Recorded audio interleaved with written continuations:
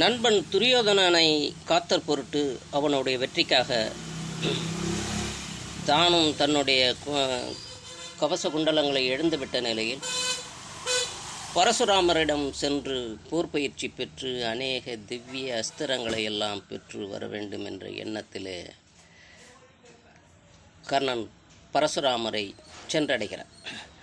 பரசுராமர் யார் என்று தெரிவிக்கவே அவருடைய பின்கதைகளை எல்லாம் நாம் பேசினோம்.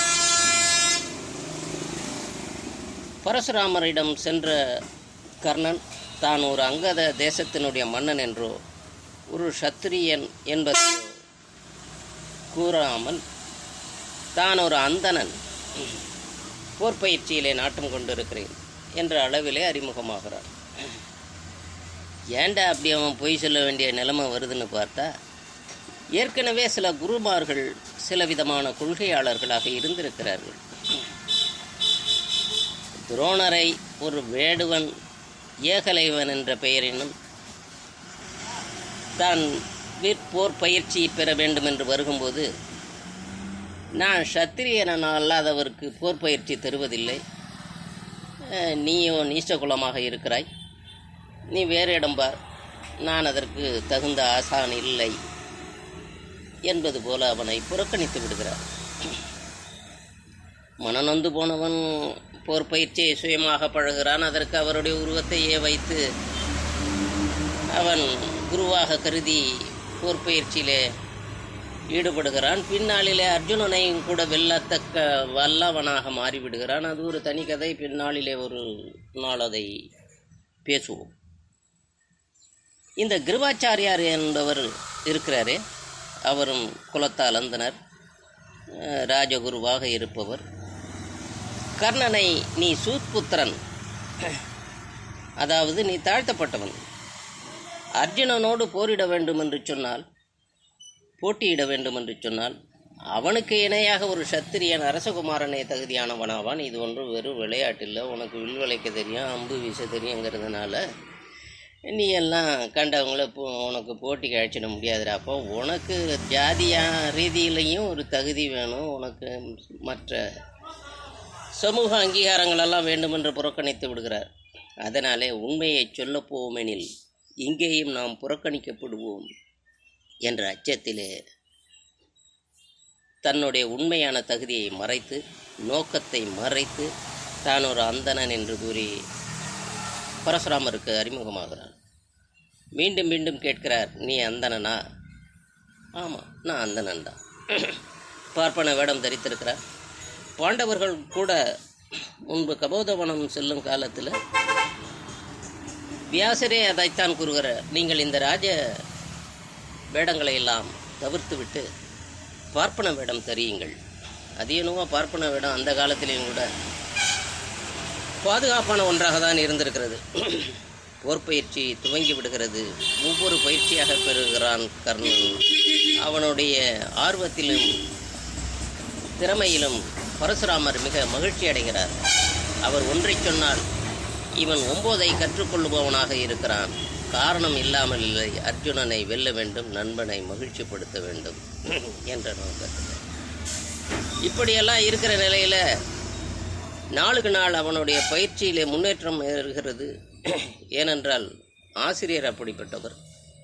இந்த பரசுராமரிடம்தான் துரோணரே போர் பயிற்சி பெற்று அஸ்தினாபுரத்தினுடைய ராஜகுருவாக விளங்கி வருகிறவர். கர்ணனுடைய பணிவு, சேவை, அவனுடைய குணங்கள் இத்தனையும் கண்டு பரசுராமர் அவனுக்கு ஒவ்வொரு திவ்ய அஸ்திரங்களாக வழங்கியபடி இருக்கிறார். பிரம்மாஸ்திரத்தை கொடுக்கிறார். அந்த விஜய தனுசு என்ற ஒரு தனுசை கொடுக்கிறார். கொடுக்கும்போது இதை கூறுகிறார், இந்த விஜய தனுசு உன் கையில் இருக்கும் வரை உன்னை எவராலுமே கொல்ல முடியாது என்று அதை கொடுக்கிறார்.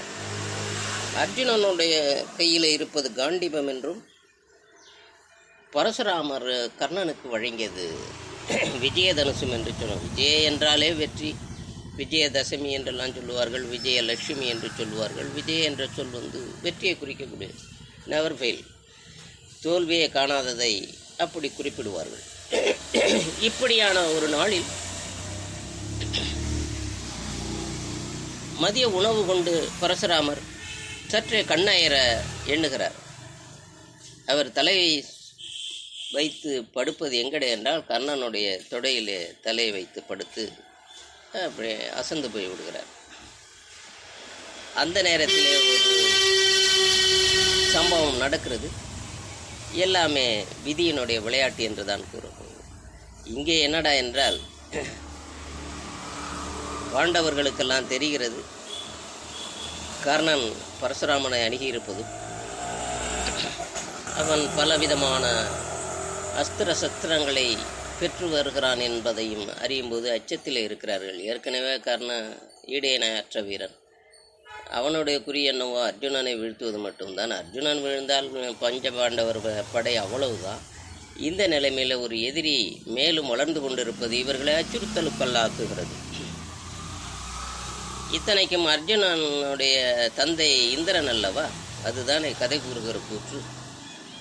அவன் யோசிக்கிறான், கர்ணன் நிச்சயம் ஒரு நாள் அர்ஜுனனை வீழ்த்தி விடுவான், தம் மகன் மாண்டு போவான் என்பதனாலே அதை தடுக்க வேண்டுமே. எப்போதுமே நேரான வழி சில காரியங்களை செய்வதற்கு தடையாக இருக்கும். அதனால் ஒரு வண்டு வடிவம் எடுக்கிறான்.